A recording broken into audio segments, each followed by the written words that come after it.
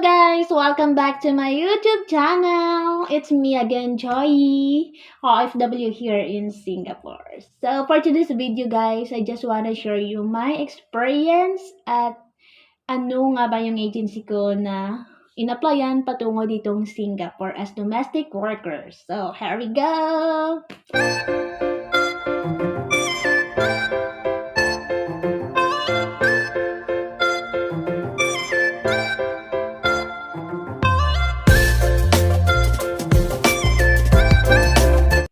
Okay guys, so I just wanna share you my experience kung paano ako nakapunta dito sa Singapore. So yeah. Okay, first, nung ginawa ko is nag-research ako through Facebook, many pages, and then ni-search ko kung ano nga ba yung mga legit agency na pwede kong applyan dun sa amin.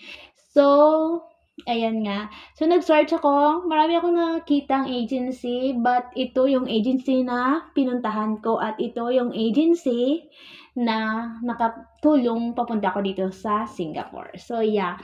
So, first, yung ginawa ko, nag-search ako doon sa Facebook. And then, after nun, nung pinuntahan ko on site, I mean, in the office. So, napunta ako doon sa office ng agency ko. And then, nag-fill up ako doon ng form. At after nang nag-fill up ko ng form, hindi ko na inakala na marami ka palang fill upan doon. Kaya buti na lang dala-dala ko talaga yung passport ko. And then after nun, nung marami akong fill upan, yung mga experience mo, actually, yun nga, yung experience ko kasi, to be honest, is gawa-gawa ko lang talaga.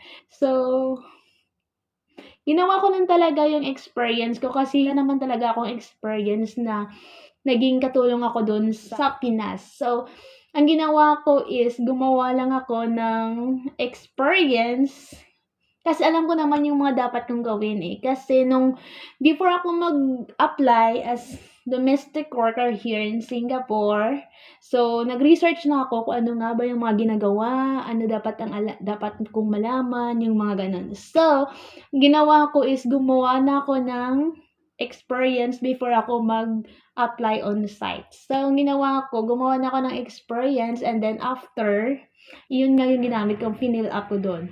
And then after kong fill upan yung form, hindi ko inakalain na meron palang initial interview after fill up ng form.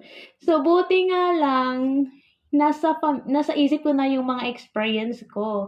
Kasi dapat kung ano yung fill up mo dun sa form, yun din yung isasagot mo dun sa initial interview. So, yun nga. So, after ng initial interview ko, talagang kinabahan ako. Kasi, yun nga, first time ko kasi mag-apply. So, parang wala pa akong idea kung anong dapat gawin. So, ayun. So, after initial interview sa akin, pinicturean ako yung tapos pinasuot ako ng yung parang uniform na ng pang domestic work. So, ayun nga, after pinicturean ako and then sabi ng agent sa akin, babalik na lang daw ako after if meron na akong employer na gustong mag-interview sa akin. So, nag-apply ako that time, I think 4th of July, and then July 24, may nagtawag sa akin yung agency ko. Sabi ng agency ko na pagkabukas daw, babalik ako dun sa office kasi meron daw na employer gustong mag-interview sa akin. So, luckily, pumunta ako. Actually, that time, nag-work pa ako kasi gabi yung work ko. So, after my shift, pumunta ako sa office and then waiting sa interview ko. And then, around 10 a.m., nag-interview sa akin yung naging employer ko ngayon. So, ayun nga. Yung parang hindi ko alam anong sasabihin ko, nung kinabahan ako, tapos sabi sa akin ng nag-interview sa akin, kasi Japanese sila. So, buti nga lang, tinutulungan ako ng agent ko na yung maging smiley ka lang, yung gano'n, yung basta lahat na sasabihin, maging totoo ka lang sa sarili mo, tapos dapat naka-smile ka lagi, kasi yan naman talaga yung gusto nila pala, yung dapat naka-smile ka lagi, Tapos ayun nga nung nag-conduct ng interview sa'kin, nananakit nga yung panga ko, nakaka-smile dun kasi parang isang oras at higit yung interview sa akin. Ewan ko, napakatagal talaga. Yun nga lang, tagal-tagal nga talaga ng interviews. Akala ko kasi madali lang. Tapos ano, wala pa akong kain that time kasi galing pa ako ng work. Kasi morning nga, pag-out ko kasi 8 I know 9, and then after 9 pumunta na ako dun sa office and then waiting around 10 AM. Yung kinain ko lang pala dun isang tinapay at yung gano'n. Kasi akala ko madali lang yung interview. So, yun nga, ang tagal pala. Umabot pala ng isang oras kasi mas natagalan kasi dun, marami silang tinatanong sa'kin and then yung ginawa kasi, yung employer ko na ngayon, nagsasalita siya in Japanese word and then sinasabi dun sa agent ko na Japanese din, and then from agent ko, nagtra-translate siya. So, that time kaya umabot ng isang oras kasi nga yung ano, kumbaga nagta-translate pa from Japanese to English, tapos yung sagot ko na naman na English, ita-translate niya naman ng agent ko sa employer ko in Japanese word. So, iyon nga, mahirap nga. So, may tinanong sa'kin, marunong ba akong magluto? And naging honest lang ako na talaga hindi ako marunong magluto ng Japanese food. But sabi ko, I'm willing to learn. Talaga naman mahilig naman ako magluto. Pero in Japanese food, hindi ko alam kung paano. Pero sabi naman sa'kin, meron daw na guideline or meron daw na mga ipapasa sa'kin if yan nga kung kukunin nila ako. So ayun nga, sinabi ko dun na mahilig ako magluto pero in Japanese food never pa ako nakapagluto. So yan nga, sabi sa'kin na ayun nga, puwede naman akong tutulungan o tuturuan din naman ako, sabi ng agent ko. And tinatanong, marunong ba akong mag-catch ng ball, mahilig ba ako sa bata, kasi dalawa pala yung bata nila. So ayun, nagsabi lang ako ng totoo, nagsabi ko, "Yes, yes," and while smiling talaga yung pangako. Kaka-smile dun after ng gano'n ako kasi nananakit yung pangako, kaka-smile dun kahit nagsasagot ako nakangisi pa rin. And then kaya after nung interview ko, sinabi sa'kin ng agent ko na maghintay daw ako sa labas kasi sasabihin daw or malalaman daw if kukunin nila ako or hindi.